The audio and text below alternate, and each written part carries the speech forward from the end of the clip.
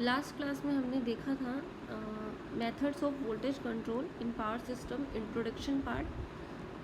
इसके बाद में हमने बात की थी कि वोल्टेज कंट्रोल और रिएक्टिव पावर में क्या कनेक्शन है।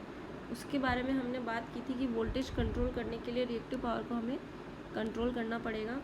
एंड नेक्स्ट हमने देखा था कि नीड ऑफ वोल्टेज कंट्रोल, मतलब वोल्टेज कंट्रोल करने की रिक्वायरमेंट सिस्टम में क्यों पड़ी हमें। नेक्स्ट है कि जो कंज्यूमर साइड है एंड द गवर्नमेंट साइड, क्या लिमिट्स हैं वोल्टेज कंट्रोल की और कैसे वोल्टेज कंट्रोल किया जाता है। For satisfactory operation of motors, lamps and other loads, it is desirable that consumers are supplied with substantially constant voltage. Motors और लैम्प्स और जितने भी हमारे घरों में लोड्स हैं या अदर जो भी लोड्स हैं फैक्ट्रीज़ या इंडस्ट्री में, तो कंज्यूमर के लिए ये रिक्वायर्ड है कि जो भी हमारा वोल्टेज है वो एक कांस्टेंट वोल्टेज उन्हें मिले।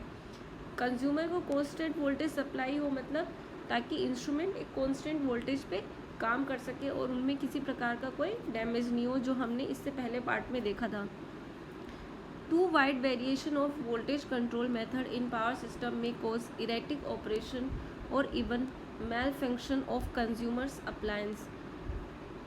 वोल्टेज कंट्रोल में या वोल्टेज में अगर बहुत ज़्यादा वेरिएशन हो गया, मतलब जो भी इंस्ट्रूमेंट है अगर उसकी रिक्वायर्ड लिमिट या प्रिस्क्राइब्ड लिमिट और रेटिंग से अगर वोल्टेज बहुत ज़्यादा कम या ज़्यादा हुआ, तो जो भी पावर सिस्टम है उसके जो ऑपरेशन है वो सही नहीं होंगे और उनमें बहुत प्रकार की कमियां होंगी। कंज्यूमर जो भी अप्लायंस यूज़ कर रहा है, जो भी इंस्ट्रूमेंट या जो भी हम घरों में इक्विपमेंट्स यूज़ कर रहे हैं, उनमें बहुत ज़्यादा कमी होगी और सिस्टम सही से काम नहीं करेंगे। जितने भी हमारे इक्विपमेंट्स हैं वो सही से कार्य नहीं करेंगे। To safeguard the interest of consumers, the government has enacted a law in this regard.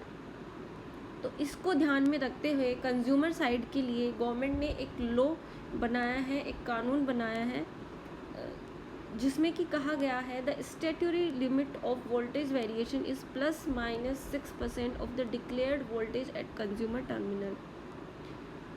जो भी लिमिट है वोल्टेज वेरिएशन की वो या तो +6% जा सकती है या फिर -6% जा सकती है। इस रेंज में वो जो डिक्लेयर्ड वोल्टेज है कंज्यूमर का, इससे ज़्यादा उसमें वेरिएशन नहीं होने चाहिए।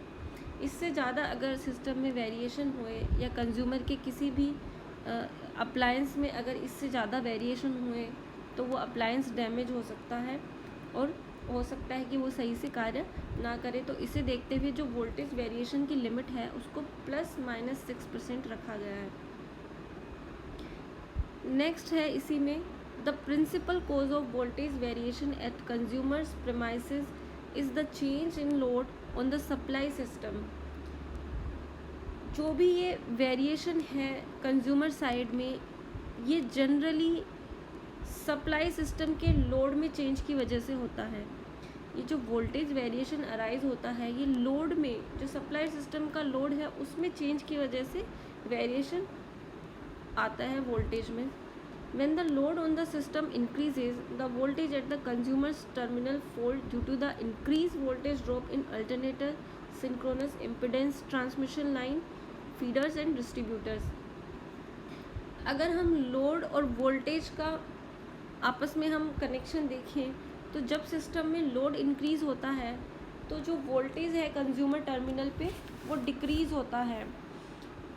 ऐसा क्यों है, नीचे लिखी हुई इक्वेशन से हम ऐसा देख सकते हैं कि जो तो टर्मिनल वोल्टेज है अल्टरनेटर का वो क्या है, V = E - IZ। Z यहाँ इम्पिडेंस है जिसे हम alternator, synchronous impedance, transmission line, feeders और डिस्ट्रीब्यूशन इन सब के इम्पिडेंस के रूप में देख सकते हैं। I यहाँ हमारा क्या है, लोड। अगर लोड इंक्रीज़ हो रहा है सिस्टम में, अगर I इंक्रीज़ हो रहा है तो ये जो वोल्टेज ड्रॉप है I × Z ये क्या होगा, इंक्रीज़।